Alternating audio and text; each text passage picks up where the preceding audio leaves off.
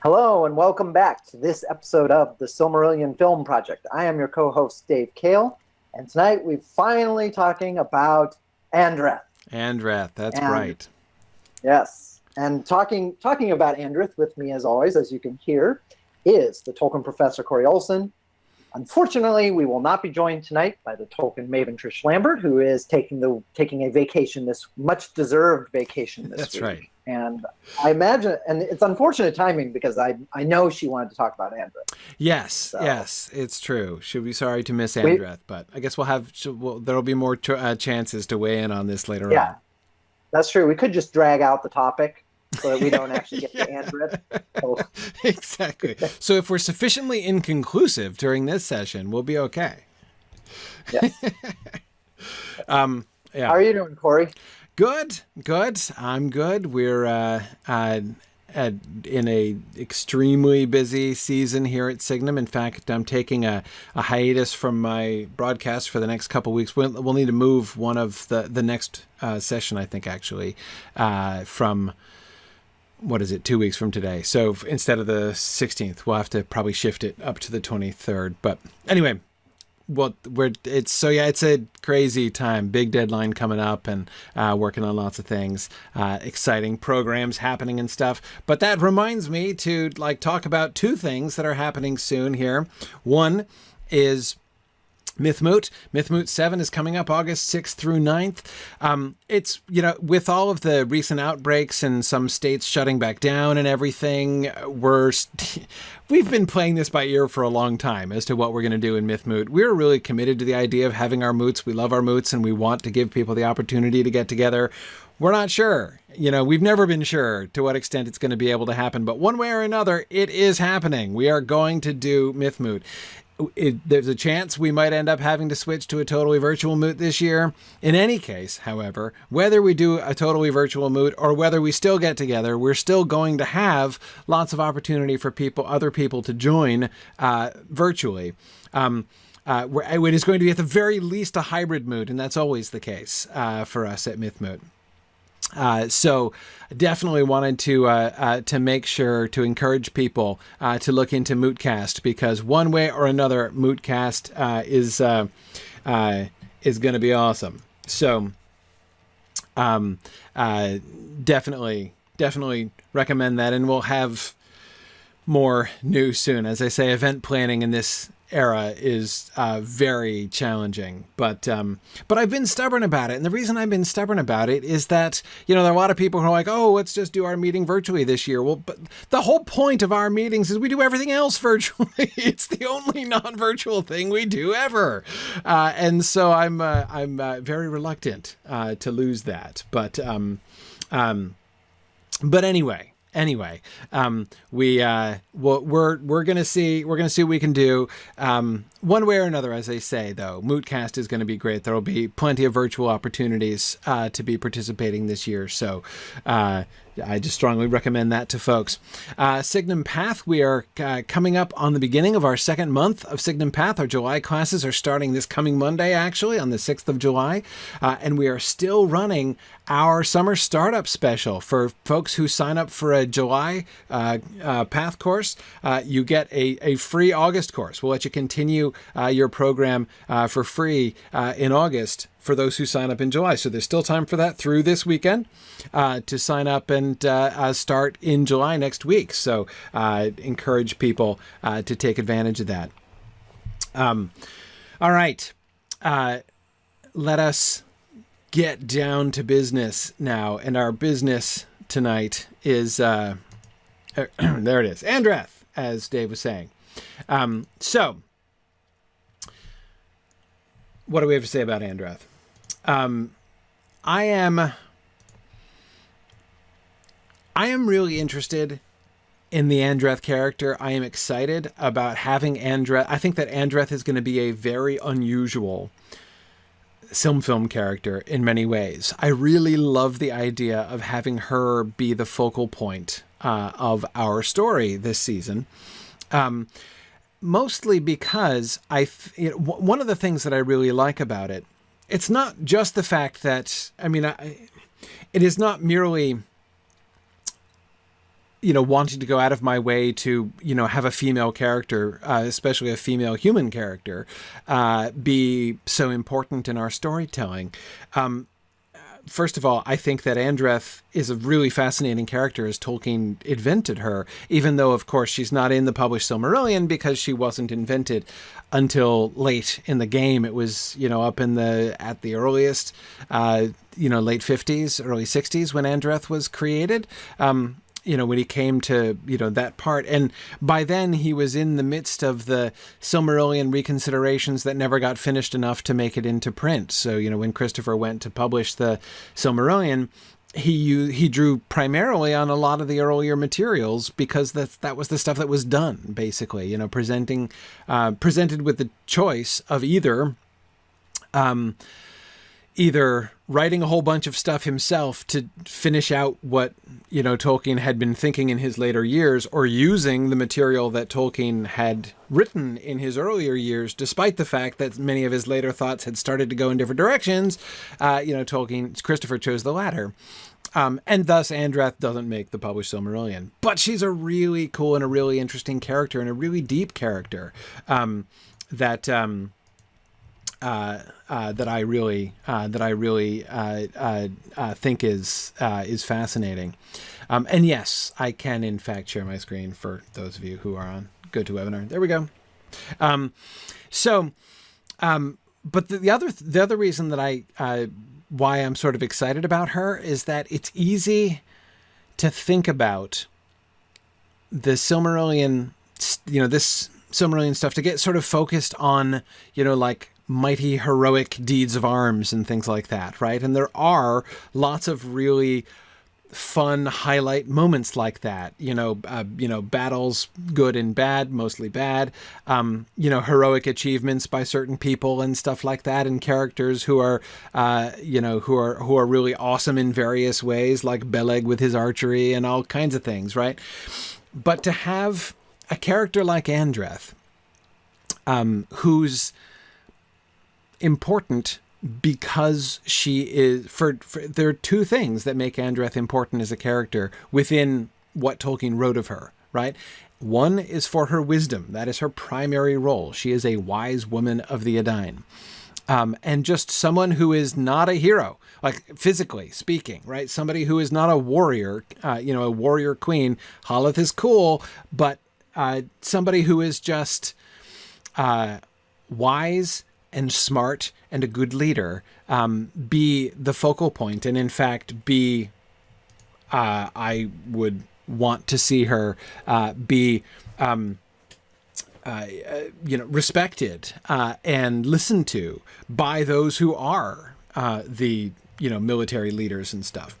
So just having someone in that kind of position, someone who is not a warrior king, but who is a wise woman, is really interesting. And then when you add in the romance angle, in the story of Andreth and Aignor, this is one of those unique stories. It's more rare because it's the only example of its kind. We don't ever again see a reciprocated but like a requited but unconsummated tragic relationship between a human woman and an elf man. Like that doesn't happen. Beren and Luthien, that happens. It happens a couple times, right? We get 3 examples at least of human elf romances when the dynamics work the other way. And this, I think, is really, really, really interesting.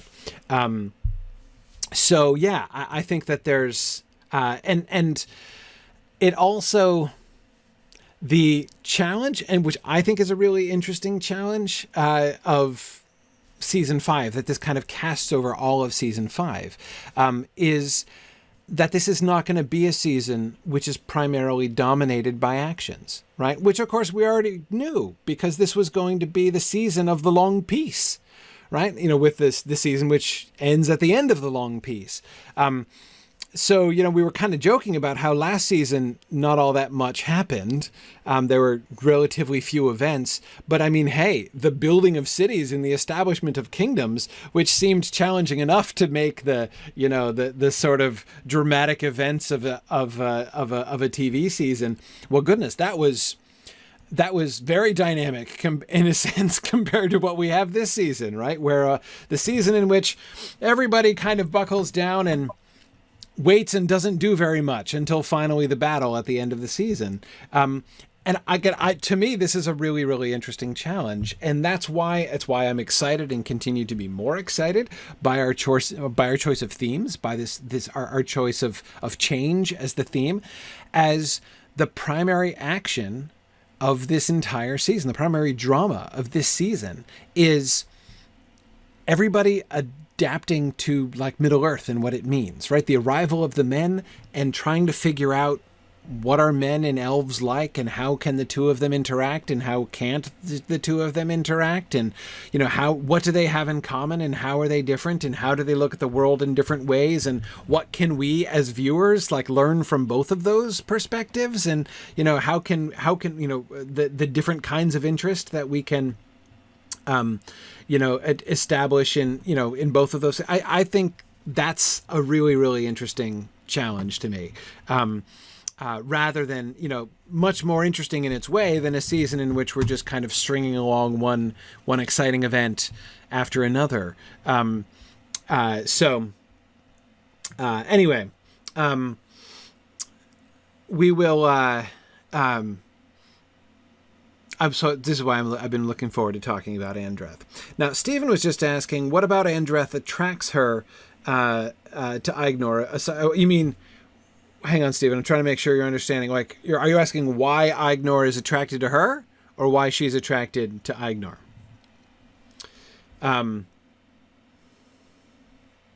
Yeah. Either one. Yeah. Well, we'll talk about both. Actually, though, hang on a second. I want to move back because I'm thinking that's not where we're starting with Andreth. Andreth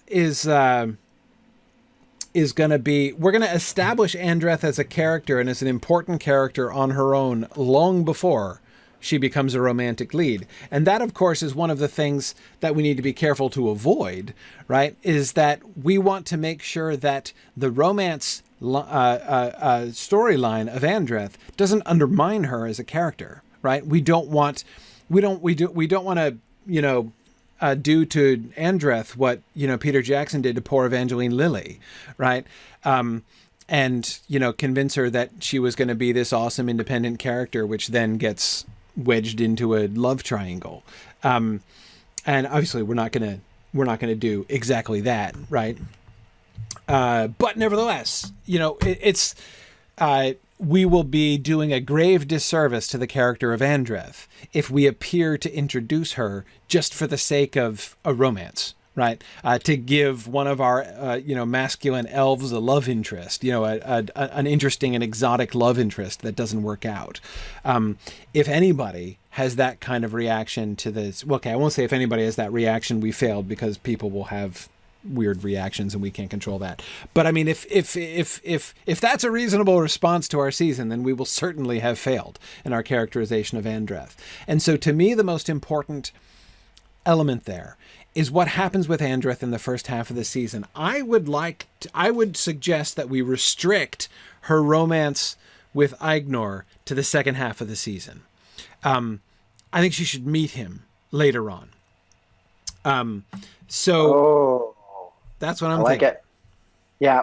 You don't want her to just be a love interest. You got to do that. Yeah, she can't just be a love interest. So she's got to be first and foremost. We establish first, like, her relationship with Finrod is the foremost. Is like really the foreground. Her relationship with her people and her relationship with Finrod. Okay, reviewing some stuff from the slide here, because there's some stuff we should go over here. Okay, so we've got a list of key events in Andreth's life. We've got her being the pupil of Adenel, right? So we've got Adenel, who is sort of the wise woman who comes before her before her. So we will see her first as kind of apprentice wise woman, right, at the beginning. I would say, like, while Beor is alive, we see that. The removal to Ladros. So when the people of Beor move and go up to Dorthonion, that's going to be a major event in her life. I will tell you in advance my own argument, what I advocate here is that this move is her initiative. I think that's Andreth's plan, that she comes forward with this. We make her be the one to see this and to basically teach Finrod, and show. I mean, he's smart enough to see things, but she's the one who really kind of brings it home and says, look, Finrod, thanks, but this is not working out. You can see that this is not working out. This is what we need. This is the wise thing to do. And he's like, yeah. It's you're right, Andreth. It's the wise thing to do. So anyway,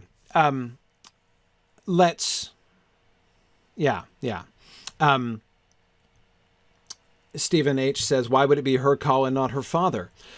Why wouldn't it be her call?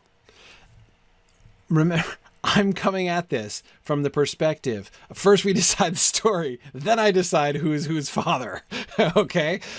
So what I would like to see is leadership in the House of Beor pass from Beor at his death to Andreth, if that's possible. We'll look at the timeline. We've got some timeline issues to kind of go through, but I would like to see her to be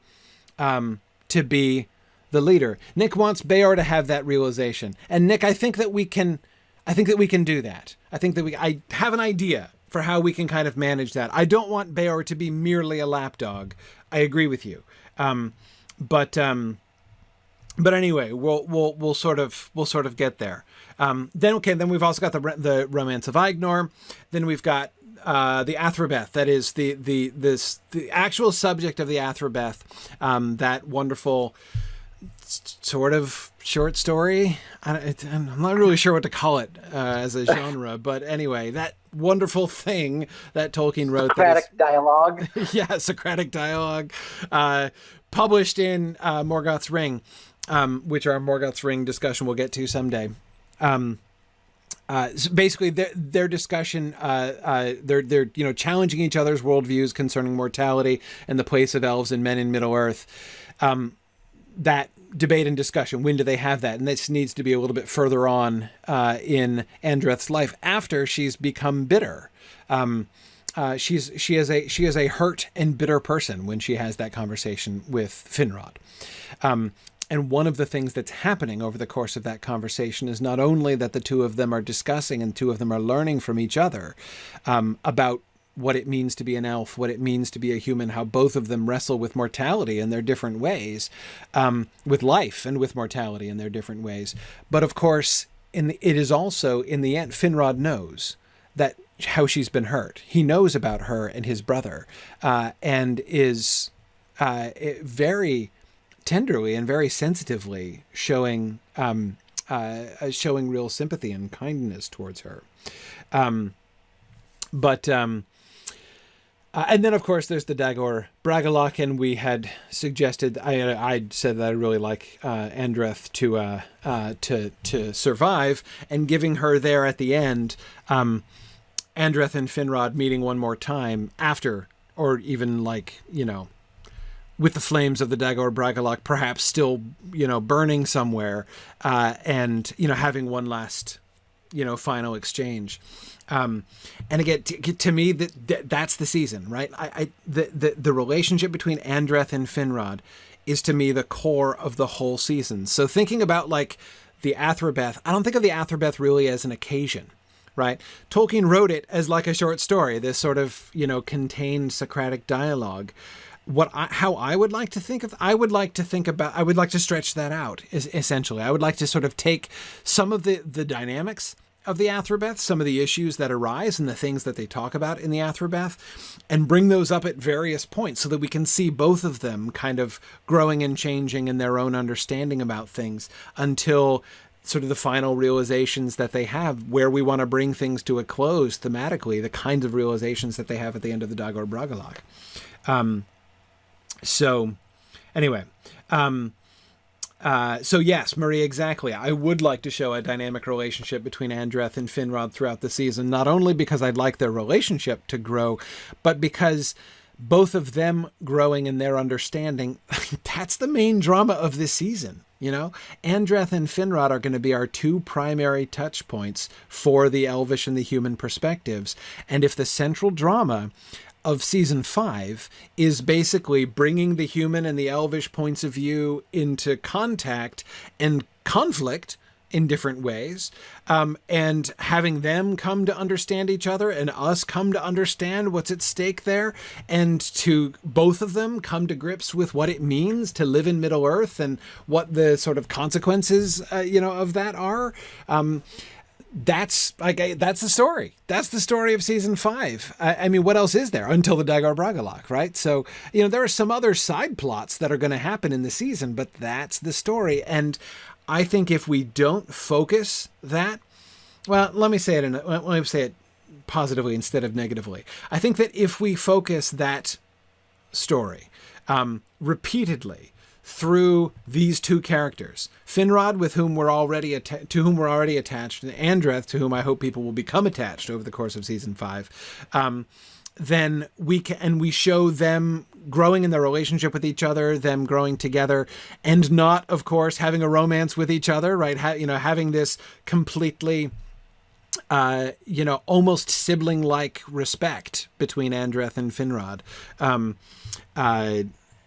And that's one of the things which I think is so beautiful about the Athrobeth. But again, when Andreth is in, her sort of later, older, I'm embittered and kind of angry, no, not kind of angry, definitely angry, stage of her life, Finrod doesn't just show kindness to her. He doesn't just show sympathy with her. He shows respect for her. He treats her like an equal, like an intellectual peer. And that's what I want their relationship to be like, that kind of founded on that kind of mutual respect that goes through. And I think that can be a really, really interesting story, but it's an abstract story. I mean, that in as much as this is the central drama of season 5, it's a very internalized and very philosophical drama. And that's, as I say, challenging, but I think will be kind of interesting to do.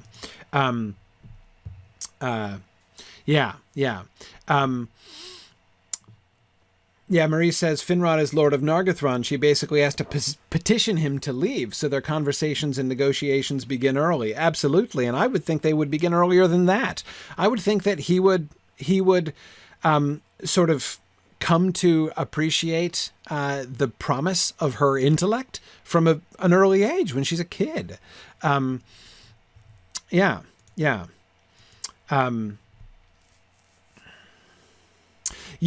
is asking, where does that respect come from? Does Finrod start out paternalistic and then revise his attitude after an incident? If so, what incident? Yes, Lincoln, and my argument is the removal to Ladros, honestly. When she comes to him and says, Finrod will perceive that not all is well, right? But he's trying to figure out how to fix it, because he still believes this is the right thing to do and that this could be done, so he's trying to figure out how can this work better, right? And when she comes to him and says, dude, I appreciate what you're trying to do, but it doesn't work. And it doesn't work because you don't understand how humans work, right? We can't live fulfilled lives here. If you want to bless us, right? If you want to help and to nurture us, let us go, right? And so Lincoln, the moment that really clicks it for him, where he's already admired her, right? He sees that she's smart, and he sees that, he respects her judgment and things, but that's the moment where she teaches him something for the first time, where she is the one who shows him how things should go, what needs to happen. And and that's when his respect for her really increases. That's why I want Andreth to be the one in charge. I don't see the first reason why we have to have a continuous patriarchy in the House of Beor. Can somebody explain to me why we would need to have a continuous patriarchy in the House of Beor? I know we need to get to Barahir and Beren, but that's fine.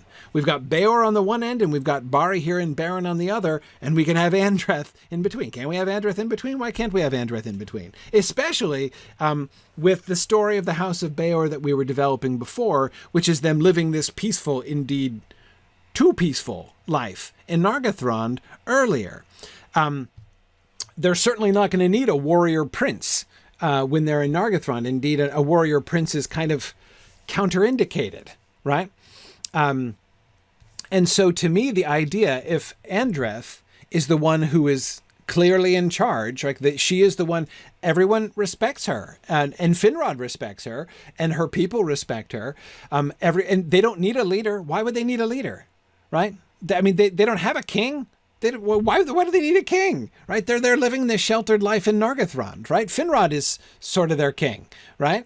But they all respect Andreth, and Andreth is the one who speaks up on their behalf, and she leads them to Ladros. But when she gets there, she knows they need to change their way of life, right? And so Barahir, who is younger than she, right, gets raised up as, he then becomes the leader to sort of take over. And she knows they're going to need a different kind of leader now. Like, they're going to need somebody who can lead them in the field. And she sees that whatever relationship we decide Barahir should be to her nephew, brother, whatever, she basically becomes now his mentor, right? And he goes on to become the leader. Yeah. Okay. Yeah, exactly. But Stephen, that's the point.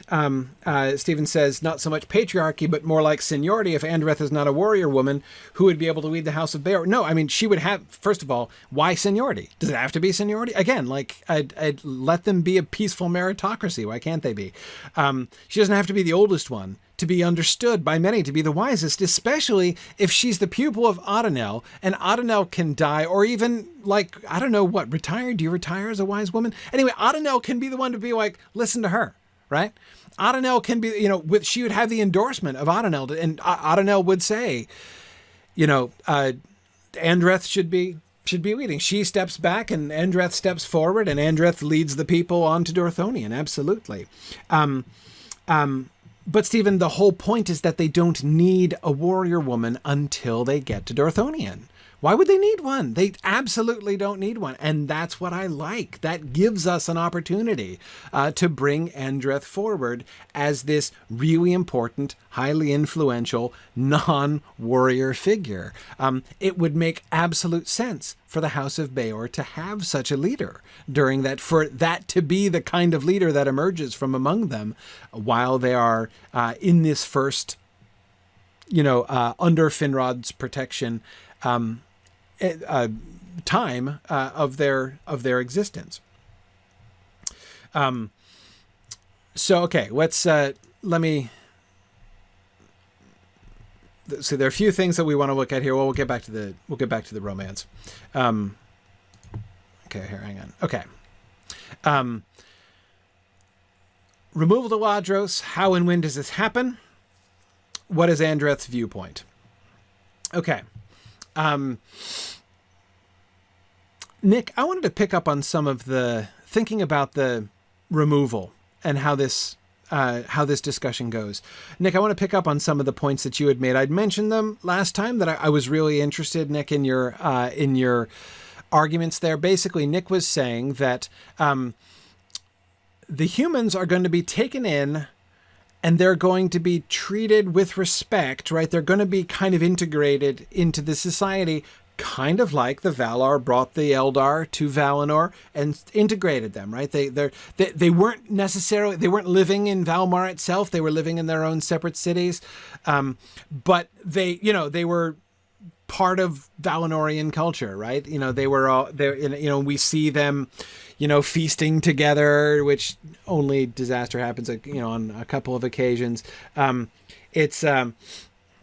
it's all good. So, but basically, this is Finrod's vision, right? I'll bring them into Nargothrond. They will become a part of the people of Nargothrond. This is going to be awesome. The elder children and the younger children living together. Finrod is going to have these glorious ideas about how this is going to fulfill, this is going to be the fulfillment of the vision of Iluvatar for his children in Middle Earth, right? The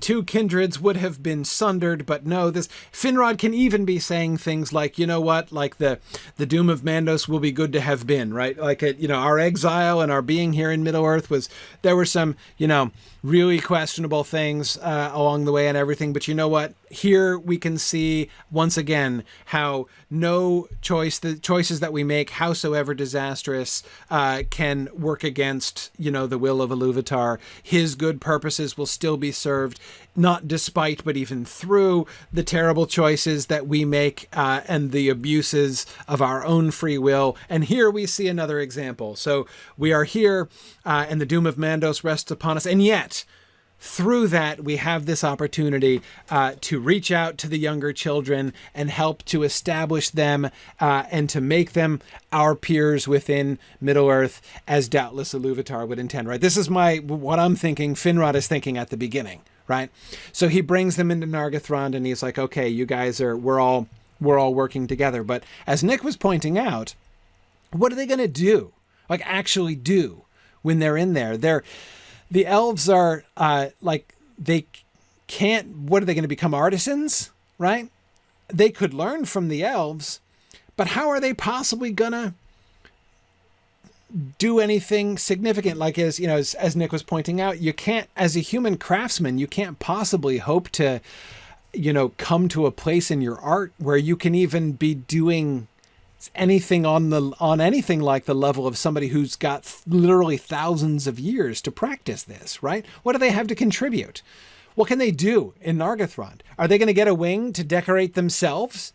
And is that not going to be embarrassing, right? It's, and so Nick was suggesting there's likely to be a tendency for the humans increasingly to just do unskilled labor, essentially, because the skilled labor in Nargothrond is already in better hands, right? And guess what? The people who are doing it, they don't need heirs, right? They don't need to train up an apprentice to take over the shop when they're gone, because they'll never leave, right? So all of the skilled artisans are way better than every human and not going anywhere, right? So they can be taught things, but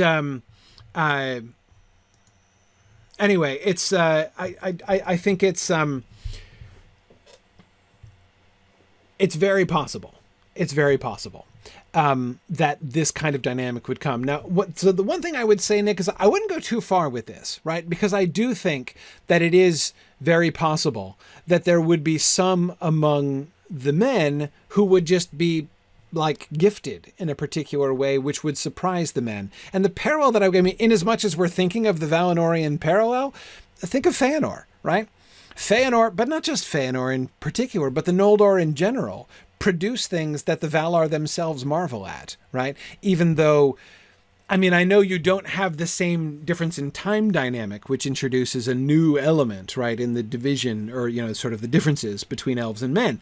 That is not a difference between the Valar and elves. But still, even though the elves are much more limited, obviously, in what they can accomplish than, say, Aule himself, right? Yet, nevertheless, Aule himself did not conceive jewels in the way that they do, right? Not even just the Silmarils, but jewels in general. And many of the things which they do are sort of surprising and genuinely delightful to the elves. I would think that, Nick points out Turin being a good example of this. Yes.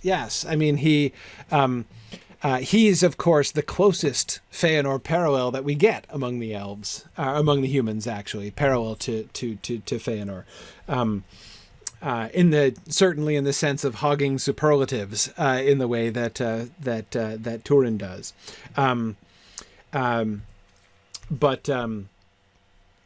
Anyway, and yeah, I agree, Nick, that the way that they the way that the elves of Nargothrond are eventually going to nickname Turin Elfman doesn't speak well of their view of men in general, right? Well, you're so amazing. You're almost as good as we are, right? And yeah, it's yes, I agree. But anyway, so. Now, again, I'm not trying to suggest that we try to do an exact parallel, right? That that we have like some kind of craft or something in which the men are better than the elves in ways like the Noldor, with their with some of their craftsmanship and stuff. I don't mean that it should be a parallel that exact.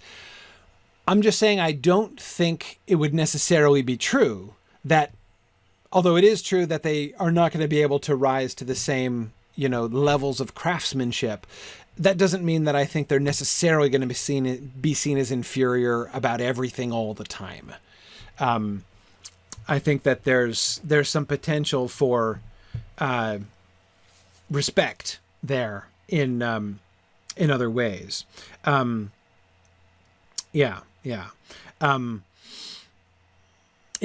Nick says it wouldn't be the worst thing in the world if we were to demonstrate a bit of casual, unintended racism going on. Yeah, well, there would be, certainly. I mean, that would happen, even by benevolently, under the benevolent intentions of the elves of Nargothrond. What would it be, though, by the way, if there's something, if there were an area that the humans would be good at, right? If there's something that the humans would stand out with, what would it be, do you think? What do you think? Florian was saying elven apprenticeships probably take decades or even a century. When a human tries one, elves would look like bad teachers to humans, or even like they didn't trust men to learn at more than a glacial pace. Florian, that would actually be a really interesting dynamic, wouldn't it? To be like, do you think I can't handle this? Why are we, I was like, well, and, I will teach you a new technique in 3 years' time, right? Keep doing this for 3 years. Just not understanding that that's how it works, right?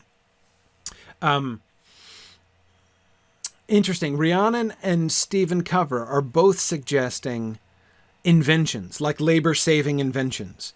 Oh yeah, there you go. That is interesting.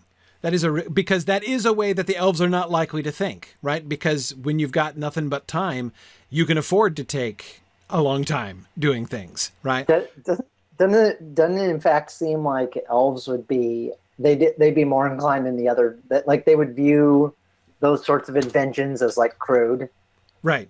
That it's like like not true craftsmanship. Oh well, like you're taking a shortcut instead of really getting hands on stuff. I think that makes sense.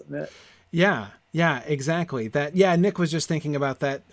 Was thinking in that same direction as well. Nick was trying to think of examples. Mills was one. His other suggestion is like a lathe, right? So instead of taking, so humans, instead of like hand carving something into a perfectly round shape, right? Like a human invents a lathe which spins around and, hey, look, you can do it real quick this way. And the elves would never think about that, right? They would never even want to. It wouldn't even occur to them that a faster way to do this would be desirable, right? I like this idea. Matt Duke is wondering about looms. How do you weave without a loom? Is that possible? I don't know enough about weaving to even know if that's possible. I mean, we know that they do weave. Weaving is definitely a thing. So I think they would have to have looms. But I mean, there certainly could be like improvements or things that they could do.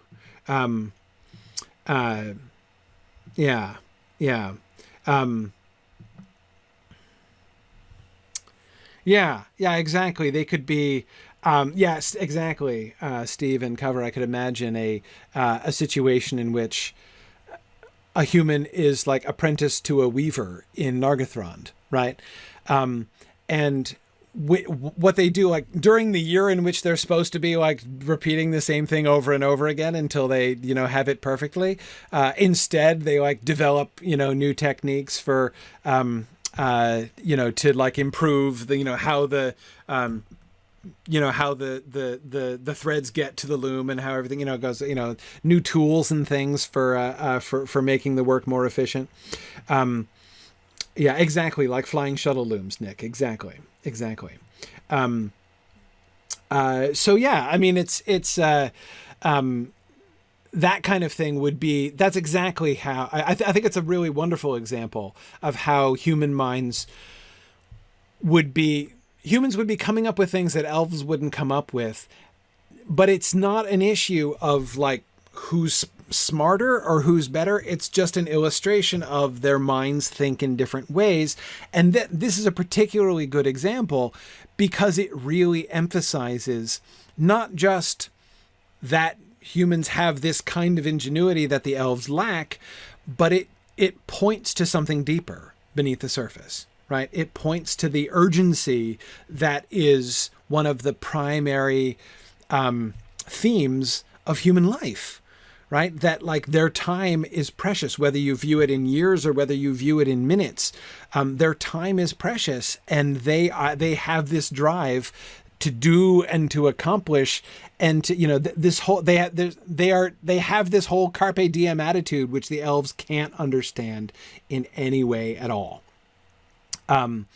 And I think that would be a really, really interesting way to sort of show that, and it could lead to sort of tension, right? But Nick, I don't want to move away entirely from your observation. I do, when I ask myself, just exactly the questions, Nick, that you were asking, the really interesting thought question: what happens when you have a generation of humans growing up in this environment, right? What happens to them? What are they like? What kind of cultural consequences would there be? And I've got to think that one of the concerns, they could end up becoming, Nick, and we can show this in some cases, them becoming sort of servile, right? In the sense of they're the ones who go around and they do the unskilled labor.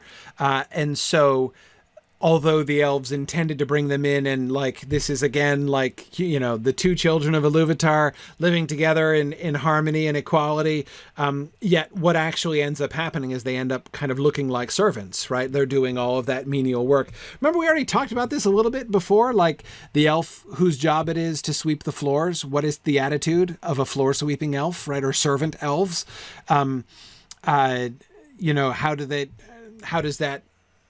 What is the life, of an elf whose job is a menial task? And of course, we talked about the ways in which there would certainly be a kind of beauty and artistry. And of course, the thing that I primarily have in mind is the barrel song, right? In The Hobbit, the splash plump song, the song of joy and delight that they sing of ploshing the barrels into the river seems to me actually a pretty good glimpse of the life of servant elves, right? Because that's a pretty menial job, right? Anyway, nevertheless, again, I can easily imagine, Nick, exactly as you're suggesting,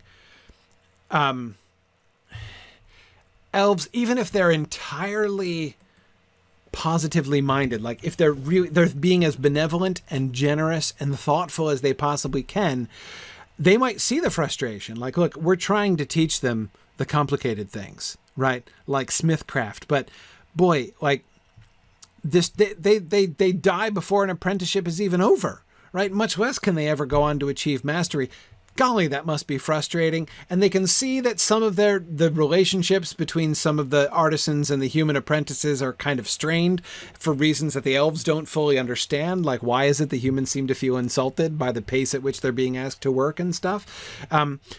So maybe we should shift, right? Maybe we should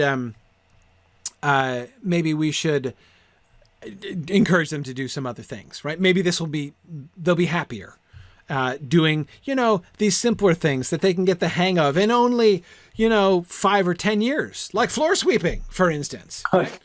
they can, I bet you with only 10, 15 years of training, they could be really good at mucking the stables, right? So we'll have some of our our stable mucking specialist elves, train them at that. And then because they could achieve mastery in stable mucking, right? And that'll be satisfying for them compared to the frustration that they're currently experiencing, as we try to teach them these other things. Again, I could imagine that kind of thought process happening, and therefore have one of the dynamics there, Nick, right? One of the things that we do see happening is there is sort of a tendency towards them doing simple things, right? And also finding labor-saving shortcuts, right, in order to make that job more efficient and easier in ways that are often kind of shocking the elves.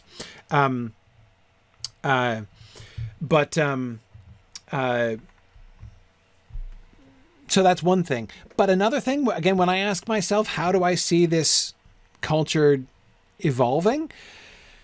I can easily see them evolving towards like laziness, hedonism. There's nothing for them to do. There's no needs that the community really has, right? There's no niche that they need to fill. They're not actually useful. The point that Finrod needs to learn is that the life that he's inviting them into, he's inviting them to share the lives of the elves of Nargothrond, which is, here we are in this relatively constrained existence because we're in a secret place, right? So, we're not living public lives. We're living, we as a culture are sort of sheltered and living this private sheltered life. And they can come and join in bliss and peace and joy, right? To share our joys as we go through century by century together, right? But that's not what humans are good for. That life isn't good for them, right?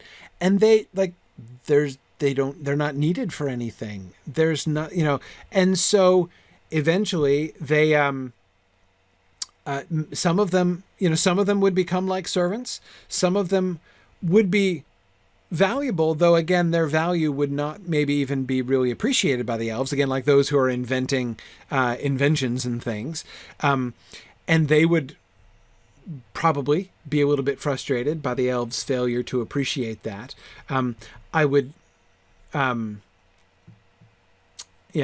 So, but I do think a lot of them would be lazy, dissolute, even. One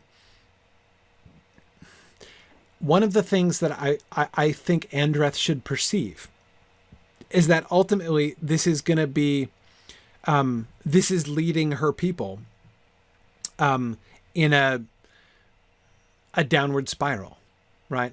That ultimately she could convince Finrod that she can only see one of two outcomes for her people living like this. One would be to become the mindless thralls of the elves in all but name. And the second would be to become their pets, basically. Just like lapdogs or cats. Or alternatively, civil war, right? Because as Marie is saying, young men standing in the corner with no work, standing on the corner with no work to do. Yeah, there could well be some young, feisty, impatient, bored, and frustrated, young people among the House of Beor who, go out and, graffiti the walls and set things on fire because they're bored and there's nothing to do. Nick says you can really see young humans rejecting their parents for being servile to the man. Absolutely, yeah. To the elf, right? Yeah, exactly. exactly. The elf's trying to keep you down, right?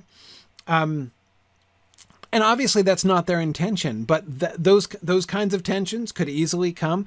So Andreth being the one to kind of walk Finrod through this and show him. But Finrod's not dumb, right? Finrod knows that it's not really working out very well.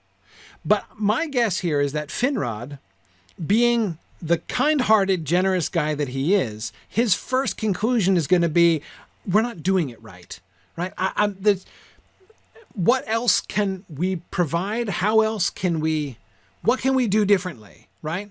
We're trying to do everything we can. We don't understand why it's not going well, right? Why you guys are not thriving. It seems to me you guys should be thriving, right? Why are you not thriving? And that's what Andreth is going to because he doesn't understand, because he doesn't get people. He doesn't understand how the human perspective is different from the elves. And that's what Andreth teaches. Again, that's what the Athrobeth is all about, right? So that's like phase 1 of the Athrobeth conversation, is her showing him, look, this is what you're not getting. We can't live like you guys. Yeah, Nick says it's like that rat experiment where they give the rats everything they could possibly need. Yes, exactly. Or like the earlier versions of the Matrix that they had to take down because they failed, right? When they made it a paradise and everyone disbelieved in it, right? Yeah, exactly. So that seems to me. The questions that we have here on our slide here, is the problem that humans, or is Andreth's viewpoint that the humans can't be coddled by the elves, they can't be subservient to the elves, they have finite lives and must live them out fully, not trapped by elven timelines and laws. All of the above, but I would lay the primary emphasis on the third one. What she helps him to understand is, we have only a limited time, and it is in our outlook, like it is in our blood to seek for things to accomplish, to make use of our time, because we only have a limited time. We can't bide our time for centuries just waiting for the opportunity to happen. Yeah. Yeah, exactly. Yeah, Florian, I agree with you. It would be really interesting to show a human and elf child born at the same time in Nargothrond, right? And how they're aging differently. Andreth could show this, right? What if Andreth takes Finrod and introduces him to a frustrated 25-year-old, one of the young layabouts who's causing trouble in Nargothrond, right? Which doubtless is going to be the biggest concern. I mean, if there are people like actually going out and committing vandalism and stuff like that, right? Those who are really agitating against the man or against the elf, that's something that's going to really obviously come to Finrod's attention, and he's going to be puzzled and even hurt by this. Like, what? I don't understand. This just seems like ingratitude. What's going on? And Andreth will introduce him to one of the 25-year-old guys, and then they'll go and they'll visit like one of the 25-year-old elves who was born at the same time and be like, look. I like that. And Maria, exactly. I am precisely thinking, of course, of the conversation that Hurin and Huor have with Turgon, right? It's exactly the same. And that's that now if you ask if it's going to be exactly the same, then how are we not going to be just repeating ourselves when we get there? The theme is the same, but when we get there, of course, we're not going to have that conversation until next season. The Turgon conversation, I mean, with Hurin and Huor, that will give us an opportunity during later when it happens, right? Whenever we make that conversation occur, we'll be recalling this stuff, right? The audience will already know all of this stuff. So they will only have to recall it very, very briefly, and we'll know. But of course, the drama is its application to Gondolin, right? Where nothing is supposed to change and nobody's supposed to leave. So Stephen H., It's not that Finrod is not aware that there's a problem. It's just that he can't understand it. He has no framework to understand what is bothering them. And he sees that there are problems. He sees that there are problems, but he wants to he assumes there must be something in the environment, right? There must be something that's causing them unhappiness. And if we could just find it out and remove it, right? If we could just improve the circumstances somehow, then this state of bliss that I've always envisioned surely will come to be, because he's going to be stubborn in saying, I refuse to believe that humans and elves just can't be happy together, right? And I refuse to believe that humans are just like corrupt, right? That they're just evil. But there will be some in Nargothrond who are going to be saying, especially if there is a younger generation who's like out there, TPing the homes of elves of Gondolin. There are going to be some of the elves of Gondolin who are going to be saying, you know what, like, it's like they're under the influence of Morgoth, obviously. Like they're like little orcs over there, right? We can't help them. We've tried for a long time now. We're just going to have to give up on this, but Finrod is not going to want to give up, right? Finrod is not going to want to give up. And so therefore, his determination not to give up on them, not to look down on them, not to reject them, is going to lead him to say, what can we change? What can be better? And it's going to take Andreth to explain to him what the cause is, because he can't see it at all. So,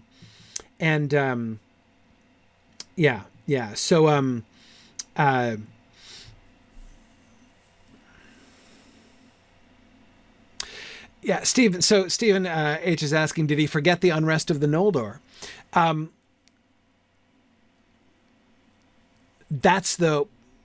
He knows, certainly in retrospect, that the unrest of the Noldor was in large part due to the influence of Morgoth, right? There's no Morgoth here. Or Stephen, maybe he suspects something like that. Maybe when he sees this happening, he's like, there are agents of Morgoth among us. There must be. Look at the evil that's being done. And he might say, it's just like what happened, now we know, we the Noldor have been through this before, right? And we have seen how this dissatisfaction with Valinor arose, and we know that those were lies that were sown in our hearts by Morgoth. So doubtless there are agents of Morgoth at work, right? And Nick, exactly. He knows what happens at the Merith Atherthad. That kind of thing happens, right? So maybe he's looking around for the spy. Maybe, again, there are lots of reasons why he wouldn't understand what the real problem is, and why Andreth would be in a position to explain it to him. Exactly, Nick. He's never going to forget Sauron's hurdy-gurdy, as who would, right? So absolutely, that's exactly it. Right, and Nick points out that human inventions will look a lot like Sauron's hurdy-gurdy, which would make him even more uncomfortable. Yes, exactly. The whole concept of immortality and what the implications of it are, it's not strange that it's going to take them the elves, a while to understand what it means, to understand the implications. I think that works. I think that works really well.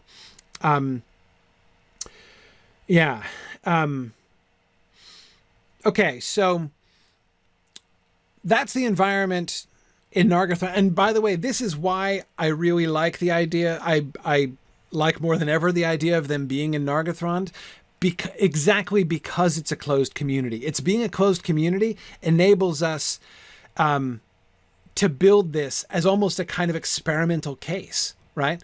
An experimental case of what happens when you take a human population and you join them right with the elves, right? You invite them to essentially live an elvish life. What happens, right?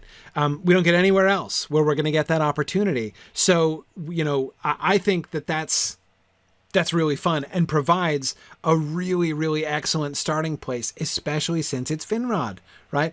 This is what starts Finrod on his journey of understanding men in ways most of the other elves don't care that much, actually, right? Caranthir, not probing, right, into the depths of the human psyche and how it differs from elves, right? Finrod cares and pursues this, right?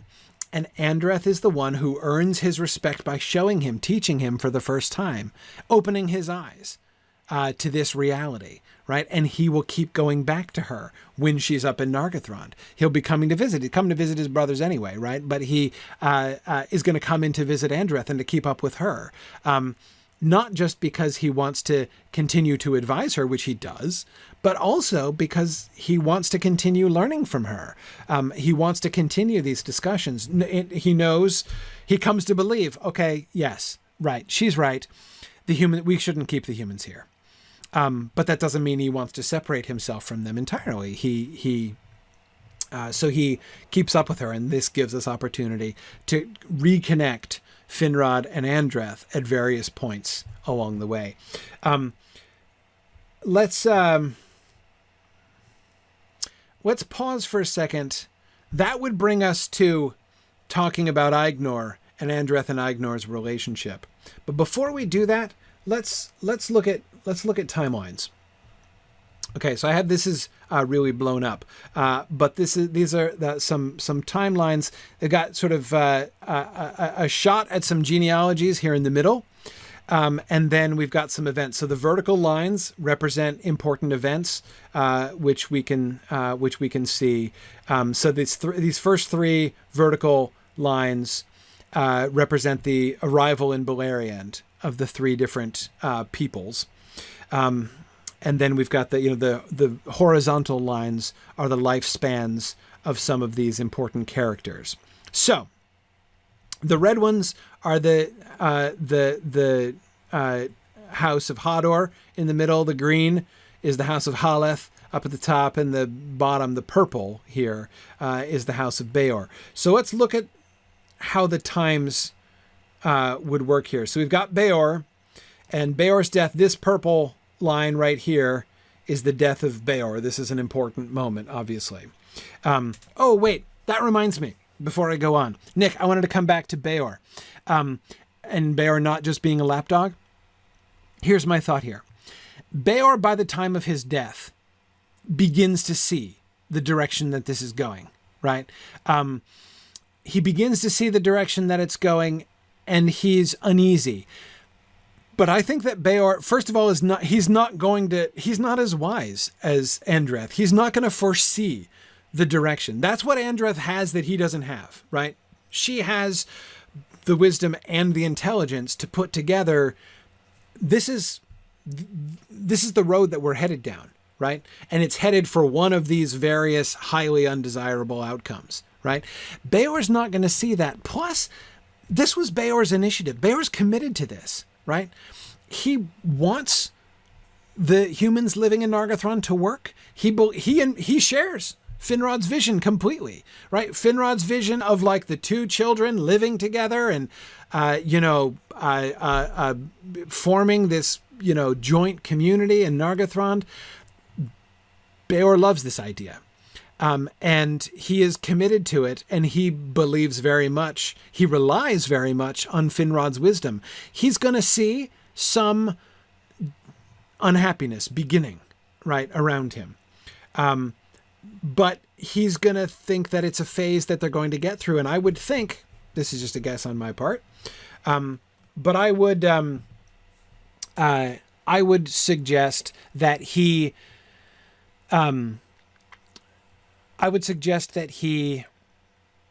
when he dies, on his deathbed, he is thinking, there are some problems, and some of my people are unhappy, right? There is an unhappiness that is growing among them. But I am happy as I die, knowing that my friend Finrod is not dying, right? He's still going to, so he will still be here in his wisdom to see them through. So there are going to be growing pains, right?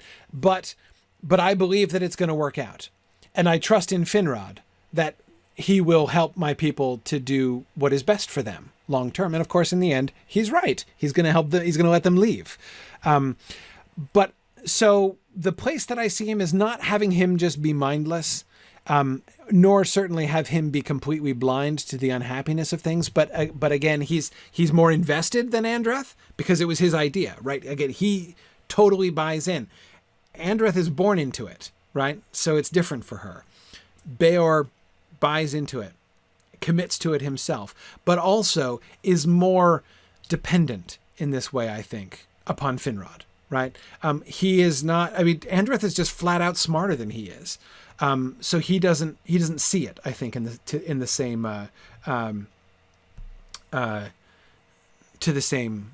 degree.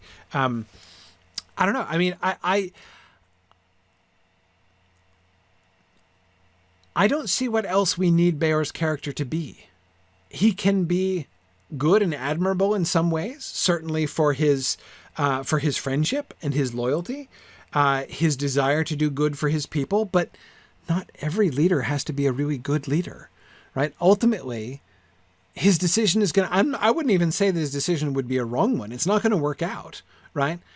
But he wasn't to know that. It's not a bad move for him to say, like, I'm going to move my people into a place where they'll be safe and protected and provided for, and where they have the opportunity to learn and develop in ways that nobody else could imagine. Like, that seems like a good call, actually. And the full effects of it, like the kind of negative things that are going to emerge, aren't really necessarily going to be seen until later, significantly later, but generations later, potentially. So yeah. Nick says he's like Ingwe, perfectly happy sitting at Manwë's feet. Yeah, kinda. I mean, I'm fine having, showing Beor that way.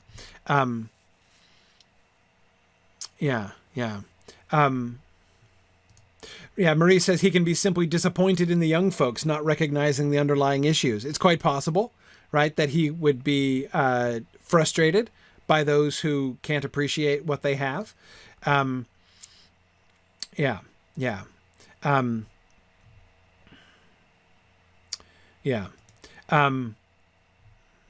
they don't know what it was like out there. Well, it's certainly true. I mean, the new generations of men who are going to grow up within Nargothrond are going to have no concept of the struggles that, like, Haleth's people have gone through. Not just the difficulties of, like, the crossing through the Nandan Gortheb, but I mean, just living in the woods, right? Carving out their existence in the wilderness, on their own in the way that they are. They will never have done anything like that. So yeah, there's going to be a lot that they're going to take for granted. So I would say, Nick, that he's going to think that the young people should be more grateful and happy, and he's not going to be totally wrong. Like, that's definitely a perspective. There will be a kind of element of ingratitude, I think. I mean, it seems almost inescapable.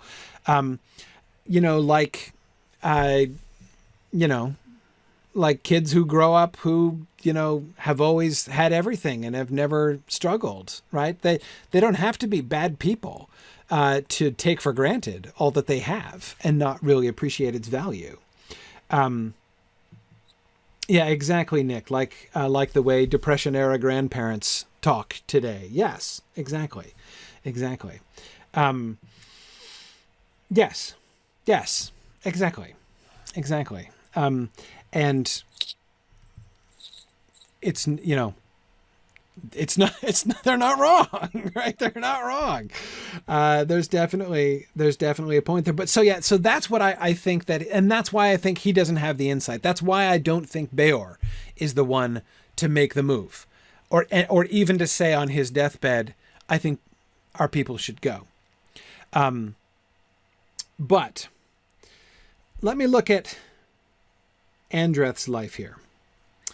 So we've got Andreth's lifespan. She's here in the middle. Let me see if I can expand one more time here. No, can I? Hang on. There we go. Yes, I can. All right. So here we've got Andreth starting a little bit like at 361 or so. So we've got her going out to, we're already pushing her to, 95? The orange line here at the end is the Dagor Bragalach. That's the sudden flame there at 455. So even if we have her die, like in the aftermath there. I agree. It's going to be hard to push her back a little further than this. Well, ideally, I would love to have her overlap with Beor just a touch, if it were possible. But, yeah.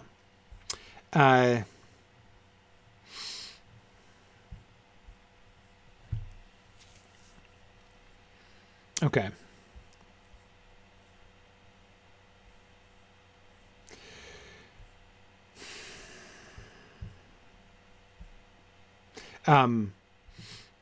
Yeah, no, she can't be born earlier.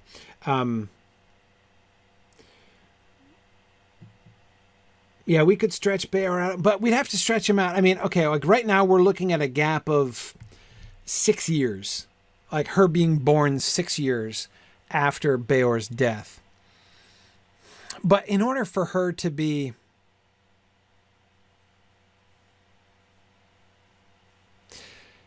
What I'm thinking is something almost like Succession. But maybe actually this works really well. Maybe this is fine. We don't have them overlap. So the question becomes, who rules Beor's people when Beor dies, if Andreth is not even born yet? Answer, nobody. Why would they need a ruler? That's one of the problems. They don't need a ruler. They don't need, there's nothing to rule. There's nothing to do. Yeah, so no, we can, I agree. If we needed to, we could shove Beor a little bit. He's stretching out pretty far back there. So no reason we can't shove him a little further forward, if we wanted to. Yeah.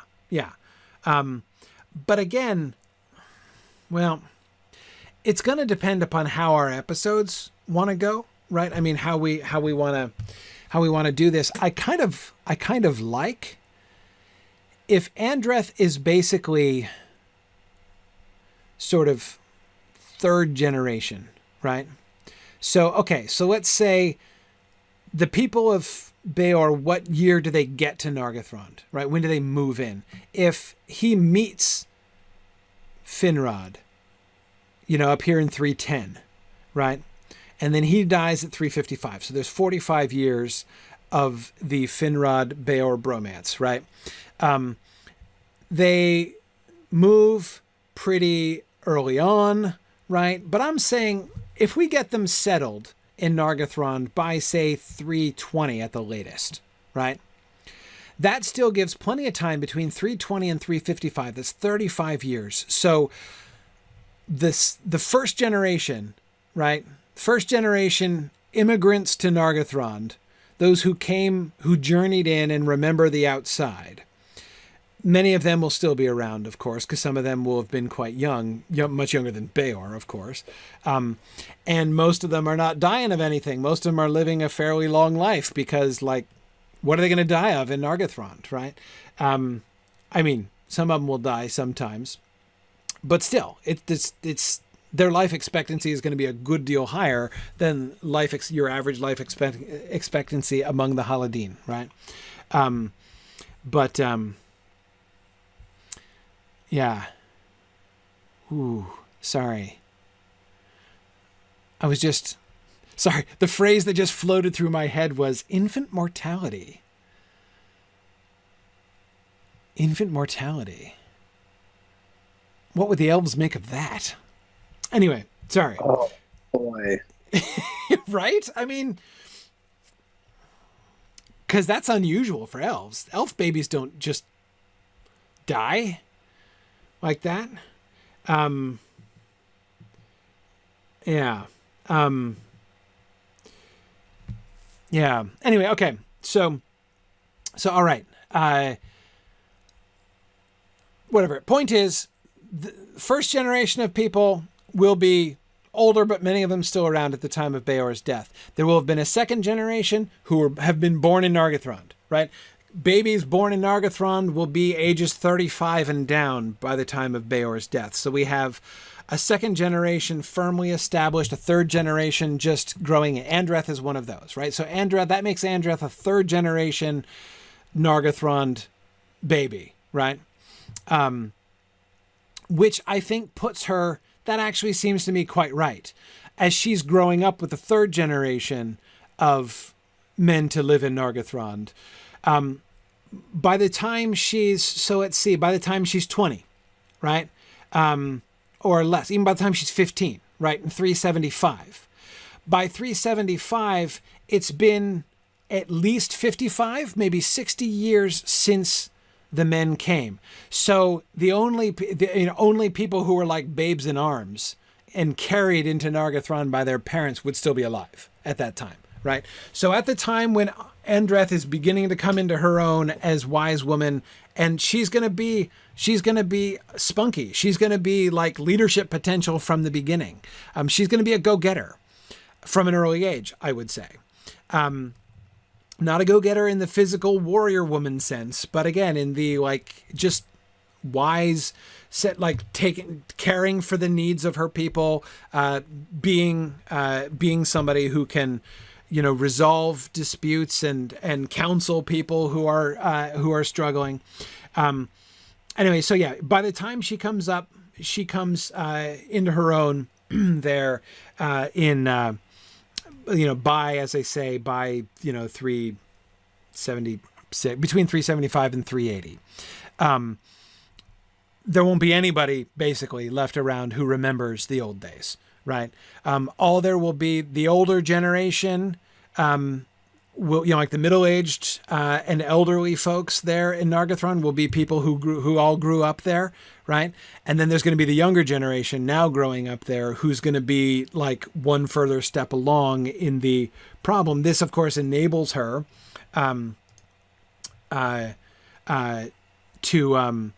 this is going to enable her to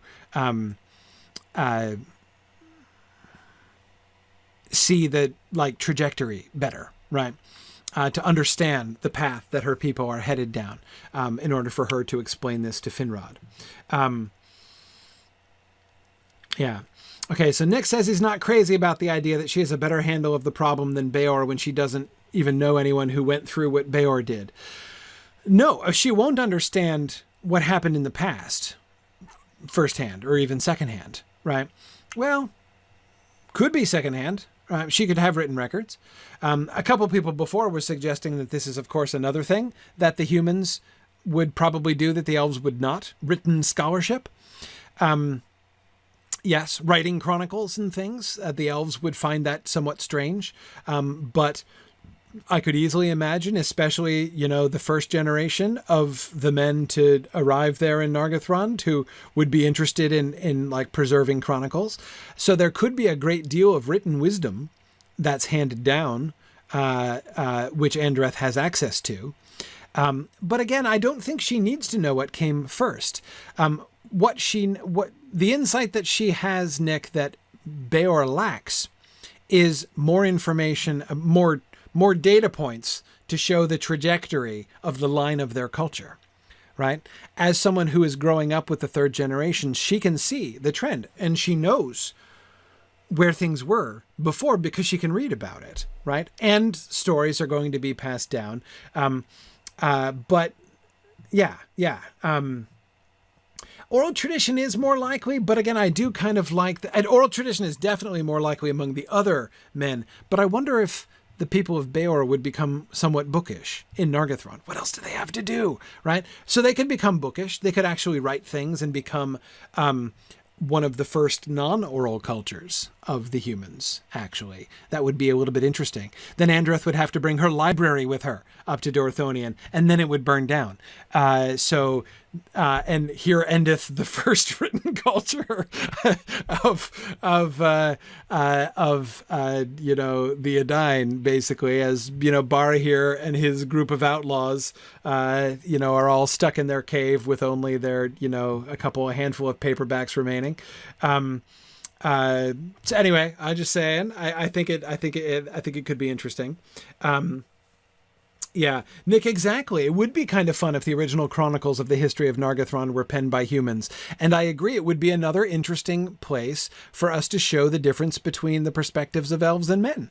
How the elves of Nargothrond would probably find this adorable, right? Because, like, kind of useless, right? They just wouldn't understand why the humans would, like, why do you... I mean, again, eventually they'd be like, oh yeah, like you guys die. So I guess like this is how you transmit learning to your children. Okay. Like it's kind of, I mean, it's like a little bit sad and a little bit cute and everything, but like, why write a history of Nargothrond? Like we were there, we remember it. Right. Why should we ever need that? Exactly. Yeah, Nick. So Nick wants the documents that are part of Bilbo's translations from the Elvish to have originally been authored by human historians. Would be pretty interesting, right? Especially if, like, imagine Bilbo unearthing that, Nick, right? Now, of course, very few documents from Nargothrond are likely to survive either, unless Glaurung kept a lot of the books as part of his hoard. But even that, of course, has a sad ending. But though I guess you don't have to throw the books into the river. Anyway, anyhow, yeah, no, I'm kind of teasing here, but yeah, no, I like that idea. I don't want to be too black and white about this. I don't want this just to be like, oh, like the humans all go straight to seed, right, when they're here with the elves. Like this is obviously a terrible. No, there'll be some good things too. Like that there will be many ways in which the people of Beor will be ahead of other people. Like we'll have advantages that the other peoples don't have, and their literacy and their focus on like history and teaching and learning, right, and education will be way beyond even the people of Hador. I would think. So, anyway.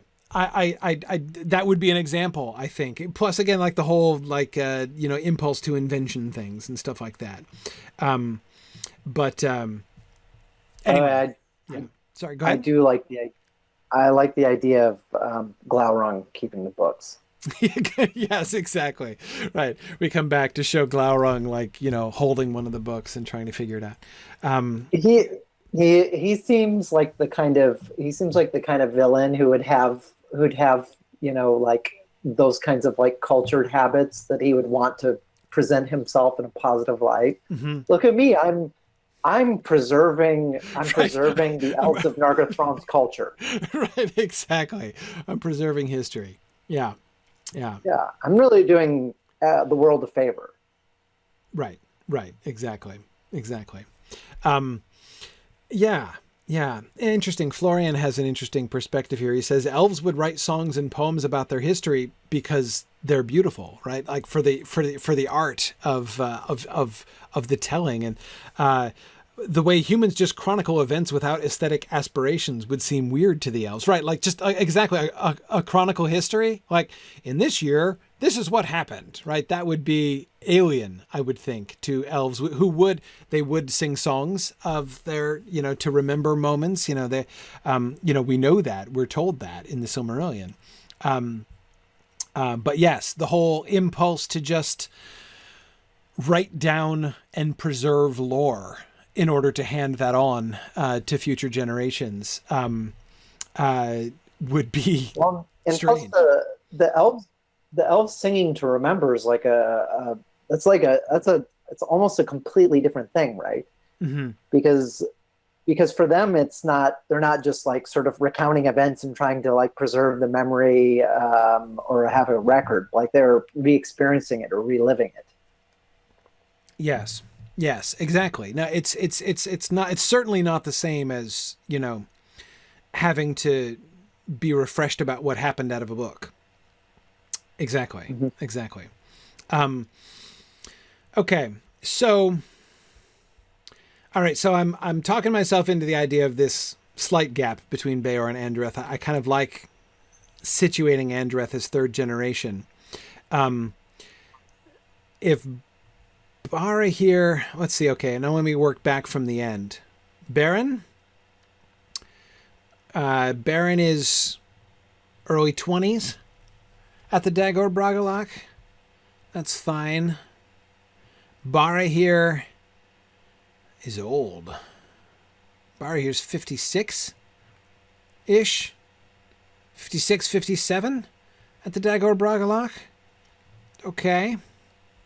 But it certainly suggests we don't want to move him any further back. That tells me Barahir can't be born any later than that, for sure. Or sorry, he can't be born any earlier than that, for sure, is what I mean. Yeah, we don't want him older than that at the Dagor Bragalach. Yeah, okay. Okay. Oh, great. Yeah, we have here. We have some of the ages of some of these folks there. Yeah, good.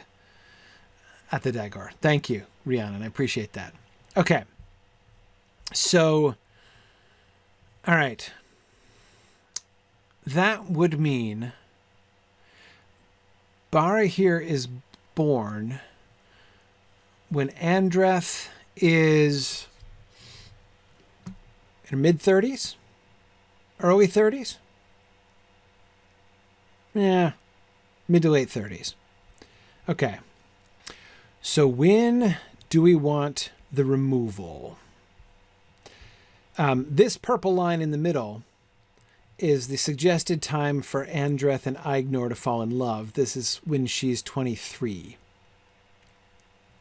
Seems a decent enough time for her to fall in love. Mm-hmm.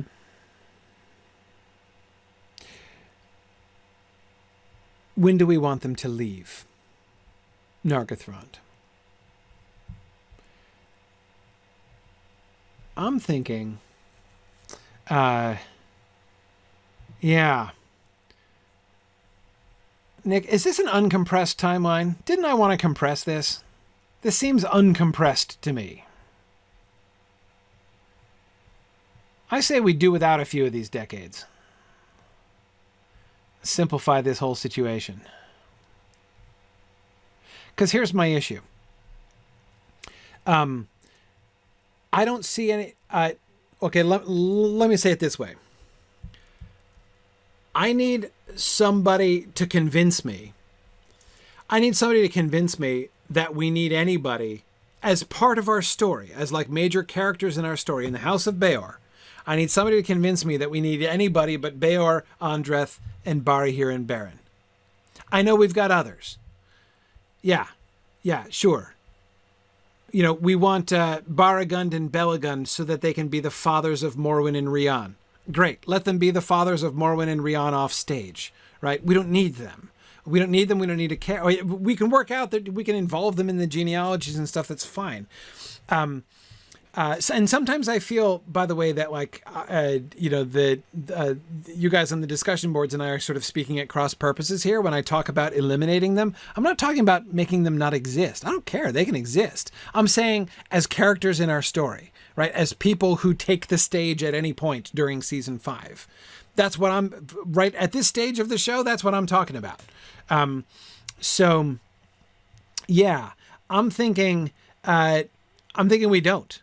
I'm thinking if we have Beor and Andreth with Adenel as a kind of bridge between the two of them, right? And then Andreth in her youth, right?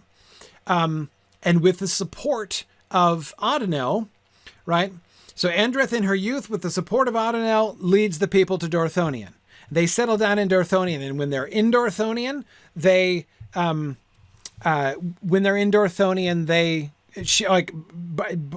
Barahir be young then. Like, let Barahir be whatever relationship we want to make him to her. You know, younger brother, nephew, don't particularly care, because I don't think it needs to be this. The leadership of the house doesn't have to be a patrilinear thing, as far as I'm concerned. Why should it be? Right? It can be from Barahir afterwards, perhaps, for one generation. But anyway, it's fine.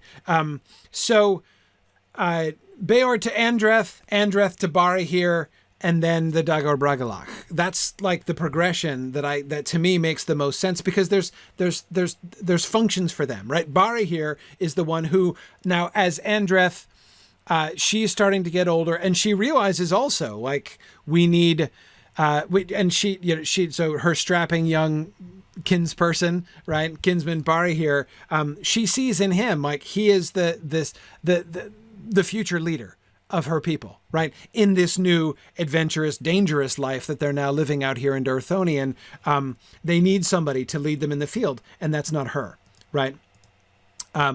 So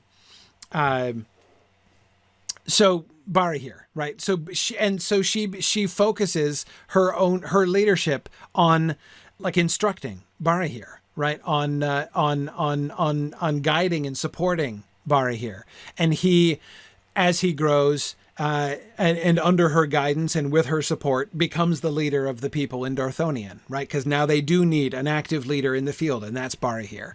And this, of course, puts him in a position to be rescuing elf lords and things like that during the battle.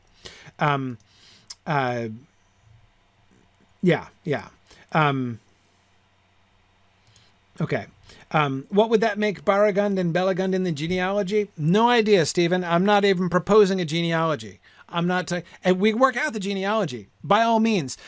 But here's all I insist upon. All I insist upon is, first we think about our story, what we're telling, and what role the characters are going to have in the story, right? Then we work out a genealogy that fits that. That's what I'm saying. We don't do it the other way around. We don't make the story fit the genealogy. And you know what? Tolkien didn't do that ever. Tolkien always had the story come first and then made the genealogy fit. That's all I'm suggesting, is that we follow the same pattern.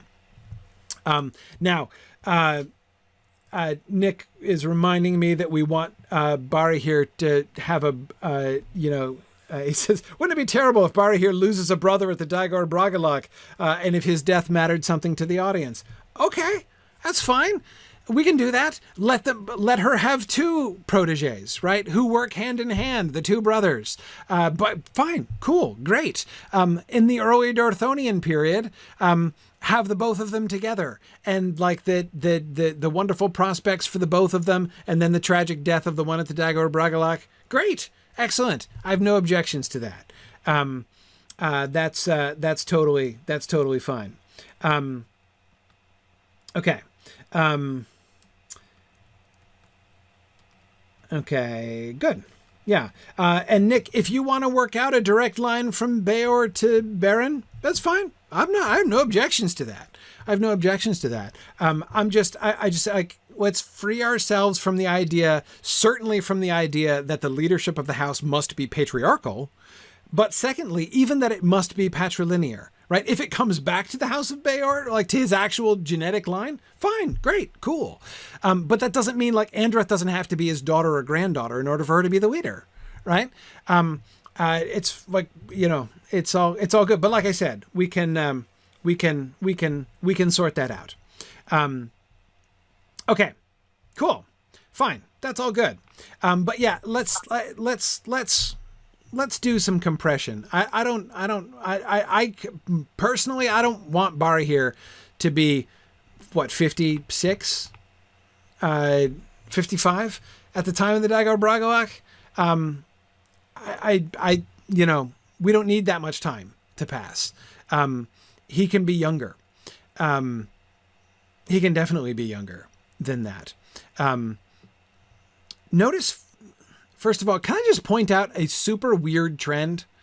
A thing that I would actually say this, brace yourselves now. I'm going to criticize Tolkien. I don't usually do this, right? But I'm going to criticize Tolkien.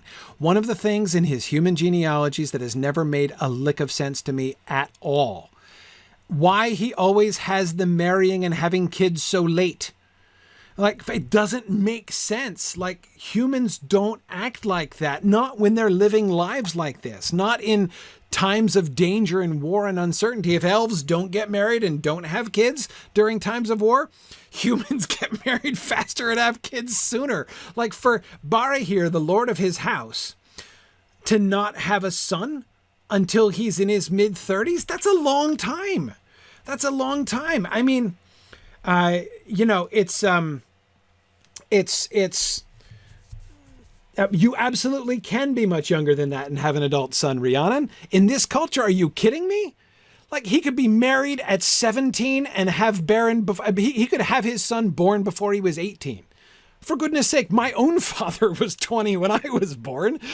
Like, you know, my mother was a grandmother at age 40. I'm from one of those families. You know, like, seriously, it's not that hard.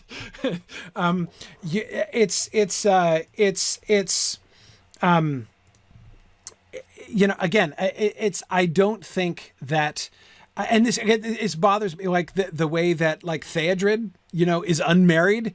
And look at Theodred's age when he died. Completely irresponsible for the only son of the king to not be married and he should have had 4 kids already, for crying out loud. And he's not even married, right? And Aemir too, just as bad. And Faramir, for crying out loud, and Boromir, all of them should have been married and had a bunch of kids a decade earlier on, right?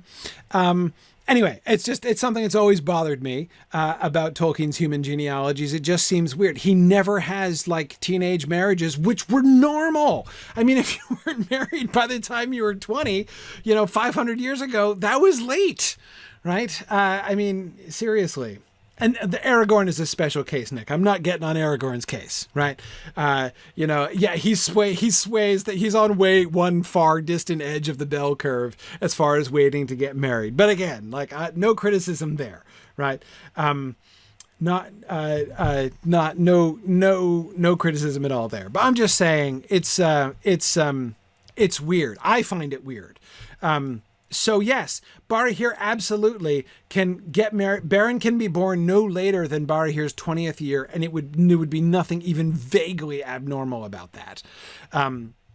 So yeah, there's plenty of room for compression there. Not to mention, he could be born earlier than this too. I mean, we have a full generation separating Andreth and Barahir here, right?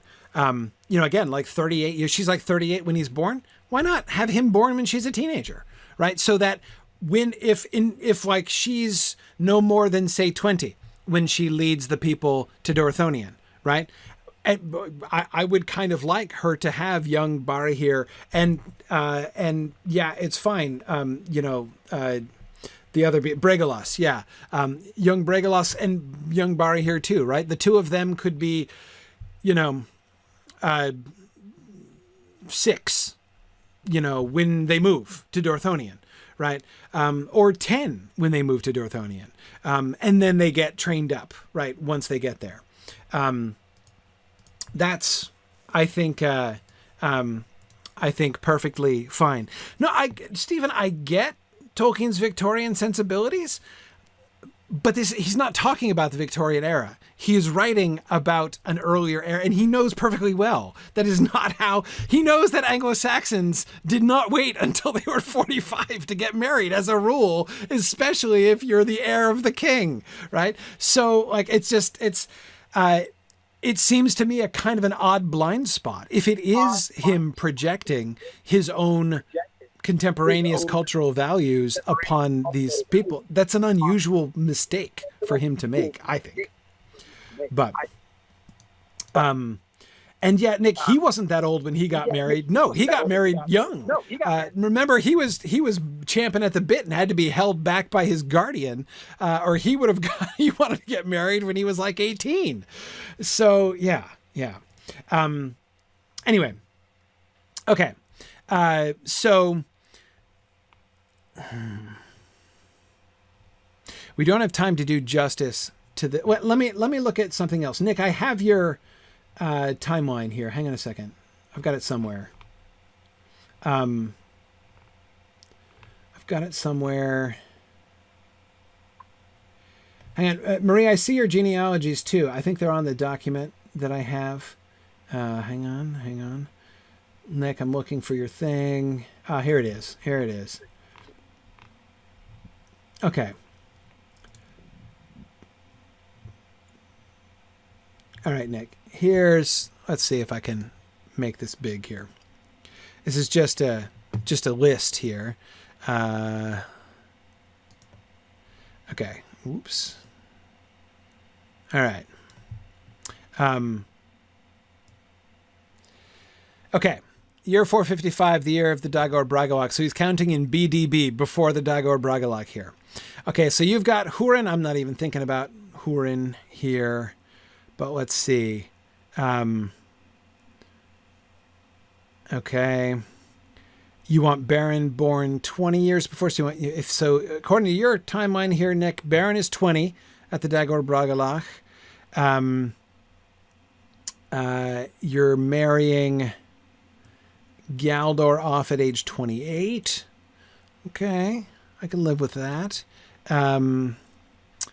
Let's see, the birth of people I'm not thinking about right now. Okay, so you got Barahir born. So you got Barahir 48. So you've compressed him a little bit, but not dramatically. So you've got Barahir 28 years old when Baron is born. That's okay. I can live with that. Okay. The council happening 7 years before that. House of Bear moves to Dorthonion. Oh, you got that really early. But you've got it 5 years after Beor's death. Yeah, for my storyline, Andreth would have to overlap by a lot for that to happen. Yeah. Yeah, I wanted it after the council. Exactly. I did want the move to Dorthonion after the council. And I don't see much advantage to having it be earlier. I mean, notice, Nick, here, you've got them moving to Dorthonion fully 22 years before Barahir's even born, right? And again, I'm thinking, to me, Barahir is like, he is Dorthonion, right? I mean, think about the way that I have the storyline paced out, right? We've got Beor. Beor is the face of the House of Beor in Nargothrond, right? Barahir is the face of the House of Beor's new life, right? He is the poster child of the House of Beor's new life in Dorthonion, right? Beor is the poster child of their old life in Nargothrond, at least like the optimistic version of their old life. Andreth is, again, she's the transition, right? She is the one who sees that we need to move to the new one. So sure, her role is bigger than just being a poster child of any particular era of their period. But those two do they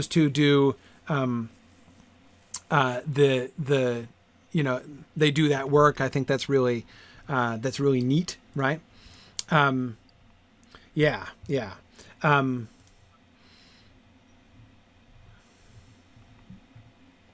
Exactly. He's a little kid who grows up in Dorthonion and becomes a ranger / warrior. Yeah, exactly. And he starts learning to become a warrior at whatever age. We can make him whatever age we want. I mean, do we like the idea of like a 5-year-old Barahir who probably won't even remember Nargothrond? Or maybe one who's like 10 and will remember it, but only as a sort of a childhood memory, right? And his, most of his whole life is, training and growing up in Dorthonion. I could see either way. Rhiannon is asking, does Barahir need to become the leader immediately, or could there be some time in which the House of Beor adapts to their new lifestyle and realizes they need a different type of leader? Yeah, there can be. And I think that Andreth is the leader during most of that time. I think that, because again, Andreth, she's around, right? She was their leader when she moved out. They're not going to fire her as soon as they get to Dorthonion, right?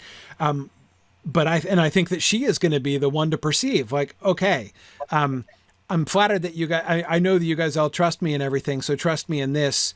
We need somebody besides me to be the leader now. It's time so that would be an insight of hers, but that gives Barahir time, however old he is. Right. Again, I kind of like the idea of him not being born in Dorthonion. I kind of like the idea of him being sort of part of the transition, that her escorting, juvenile Barahir up to Dorthonion is kind of part of the sort of the theme, right, of the shift. Yeah. Okay. So, okay. Nick, I'm going to address that question in a second and explain how it's not me that's wrong, it's you, but I'll come back to that in a second. we're about to get into a debate about the relative timing of the council and the move to Dorthonion. Anyway, so like I said, I like Barahir coming along, and so her being in charge while he is growing up, and then her deciding after he's grown up, both of them, he and Bregalis are grown up, that she's gonna like essentially abdicate. She's not going to totally, she's still there, right? She's still going to be the wise woman. But she is going to recognize that, the more active leadership of her young kinsman is what's really needed here. Yeah. Florian says I think it'd be nice for Finrod to have known Barahir as a child, remembering him when Barahir rescues him at the Bragolak. I agree. That's an excellent reason, Florian, to have Barahir born in Nargothrond. Florian, can you imagine? I can imagine a scene when they're leaving, right? Can you imagine Finrod like putting his head on young Barahir's, his hand on young Barahir's head and blessing him, right? That would be really cool.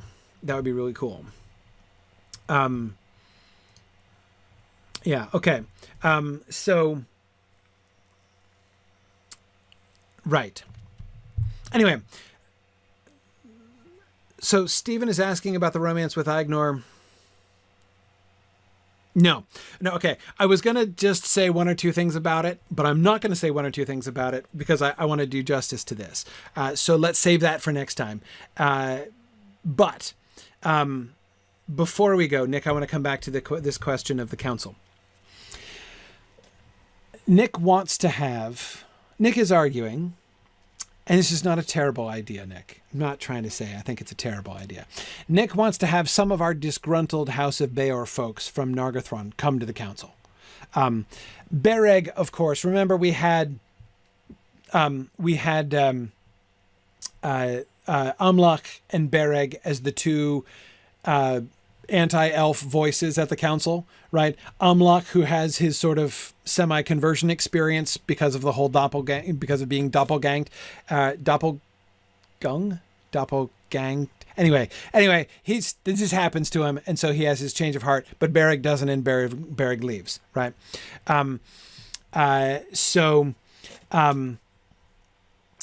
Anyway, yeah, okay, so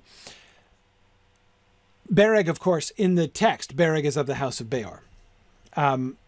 I think I suggested before, but if I didn't suggest it before, I'm going to suggest it very strongly now. I don't like that. I don't want him to be from the House of Beor. So here's Nick. Here's why I don't want the disgruntled's to come there. I think that lessens Andreth's character. I want to heroize Andreth more than that. If things are already at a point where a chunk of people from the House of Beor are seceding, right? If things have already unraveled to that point, then her insight to say we need to leave in order to preserve the situation is a day late and a dollar short. Okay? See what I mean? I mean, it's like, if she's only just doing desperate management of a crisis already in progress, then she's not going to play the role that I really want her to play. And I really want her to play the role of being wise enough to see it coming and stepping in to make the change before things go to crap.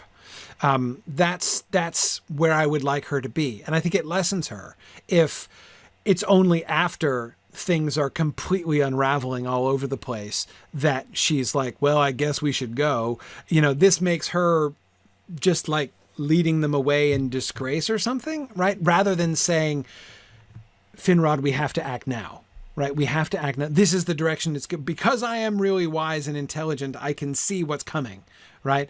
And this is the destiny of this people. Here's how this relationship is going to go if we don't leave. And that she's right? That she's right, and that events would bear her out. Yeah. So hang on. So Nick, I'm not understanding your, and here's the other reason I don't want the Bereg at the council to be of the House of Beor, is that I want the House of Beor to be in Nargothrond. And I really enjoyed the story that we came up with last time for the house for Hador and the other people there, right? The folks in Estelad, right?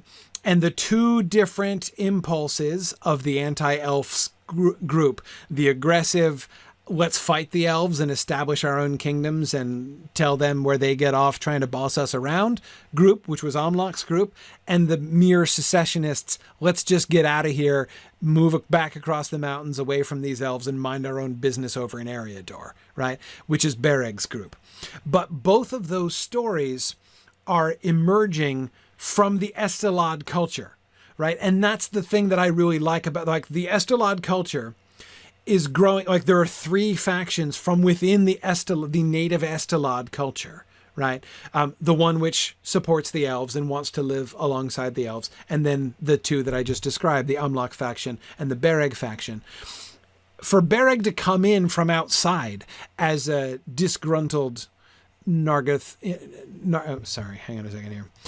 As a disgruntled Nargothrond guy, right? It's not gonna. That doesn't work. He's not part of that culture, right? I want that to be part of the Estelad story. I don't want to cross the streams there. Besides which, it's not going to be the same. I want that to be the Estelad story, and I want the House of Beor to be the House of Beor story. They're telling different stories, and they're going to be crossing. We're going to be able to show, our audience is going to be able to see how they fit together, right? To see the different kinds of discontent, the different kinds of the different kinds of issues that are arising, right? In the different human cultures, in the different circumstances in which they are, and see the trends and similarities, which, of course, Andreth, in her conversations with Finrod at various points in the season, is going to be crystallizing and explaining and spelling out, right? But anyway, that's why I don't want to really cross the streams there. And that's why really I think the council should really be an Estelad thing. Maybe somebody from the House of Haleth comes, but I'm not even sure that needs to be. I think it really should just be the issue of the council is an issue of the decision about what the men of Estelad are going to do. What direction are they going to go? This is the big deciding point. And as they are the majority, it's a big question, which has a big impact on the geopolitical status of things there in Beleriand. So many of the neighboring elf lords care about it, as we talked about last time. But it doesn't have to be the decision for all humans. The House of Haleth, they've made their decision. They're done deciding, and we're not going to have them dither. We're not going to have them send what are they going to send a representative and then go back and be like, so they said at the council, Haleth, that we should all leave. So we should all leave. Seriously, you're going to go tell Haleth that? Right? She doesn't care. Why would she even send representatives? They can do whatever they want to do. She's doing her thing. She and her people are doing their thing. Why should they care? That's totally Haleth's attitude, right? And the House of Beor. So again, this is I think it's fine to make it be, exactly. Nick says, no one from the House of Haleth is going to want to make the trip again, right? Exactly. Right. Yeah. We didn't enjoy it so much the first time that we want to do it again. Yeah. So I definitely think that we can keep the storylines of the three peoples separate and just paralleling them with each other. Like, the viewer will get a chance to see them all, right? And to see these same dynamics work out in different ways in these different circumstances. But again, this to me is the point of having the three, the good that we can draw from having these three houses, that we create three very different scenarios. But they're all confronting the same questions. They're all confronting the same issues. So that's good. That's a good thing. And I think that's that enables us to keep those stories clear and clean, and only bring them together in the like Andreth and her conversations with Finrod are what enables us to bring them all together for comparison and for drawing larger conclusions from them, as Andreth will help Finrod to draw larger conclusions from them. Okay. Cool. Good. Anyway, that's. I need some more convincing again. First of all, I also think there are practical problems. A bunch of people seceding. Again, I really hate the way that makes Andreth's character weak and pointless and just trying to clean up a mess after it already happened. That seems to me a far inferior version of her character and her story. So I'm strongly opposed to it from that reason. But again, it creates a huge problem. The elves of Nargothrond aren't going to want them to leave much more than Turgon is going to want Huor and Húrin to leave, right? Especially under the circumstances under which they are leading. This seems to me much more likely to have things come to civil war in Nargothrond, which again, Andreth is going to predict is a very real possibility down the road, but hasn't happened yet. And I don't think we want to let it get to the point of happening again, or else Andreth won't be very much good as a wise woman. Rian and I agree. The houses of men are very isolated. We can have them interact, but I think we can have them interacting. I think they all sort of set their own courses, right? Here's my quick thought on that, Rhiannon, and then we'll end. I think that after the House of Hodor, after Hodor comes in and wins over the council at Estelad, and they move up to Dor-Lómin, and the people of Beor come out and go to Dorthonion. At that point, they reestablish links. One of the things that Andreth will do when they get to Dorthonion is say, hey, let's find out what everybody else has been up to, right? And so they'll find out what everybody else has been up to, and they'll send emissaries. They'll go and, hey, look, there's something for Bregalos to do if he wants. Go talk to Hodor up in Dor-Lómin and see what's going on up there. They'll send people down to Haleth, right? And import, we'll get some intermarrying that's going to happen and stuff. There, once we have established the sort of steady state that they get to, right? Once their stories are as people stories, they're fully formed, right? Once the people of Haleth, they've done their thing and they're established in their woods. Sorry about that. My system's having issues. Once the, got all kinds of things going on here. We got our budget popping up and all sorts of things. Anyway, my system going a little crazy here. Anyhow, okay. So once the Haladin are established in the woods, the people of Haleth are established in Dor-Lómin, and the people of Hodor are established up in Dor-Lómin, everything is fine. Everything's good, right? Everything is in a steady state. They can now communicate. They can start intermarrying. They're all allies with the elves now, or at least minding their own business. So it's all fine. Anyway, that's my thought about that. But okay. I'm going to go before my system goes into entire and complete panic, which apparently it's nearing here. And we're out of time anyway. So thanks everybody for joining us tonight. As always, a lively and interesting discussion. Love the thinking that we're doing about this as we're moving it forward. Next time we'll do we'll talk about the story of Andreth and Aignor, and I would kind of like to use that as a springboard to come back to the elves, because the next thing we need to talk about, once we resolve the question of the romance story between Aignor and Andreth. Although the theoretical budget of our hypothetical blockbuster may be unlimited, the production budgets of this and the rest of our fun alternative educational projects are unfortunately not.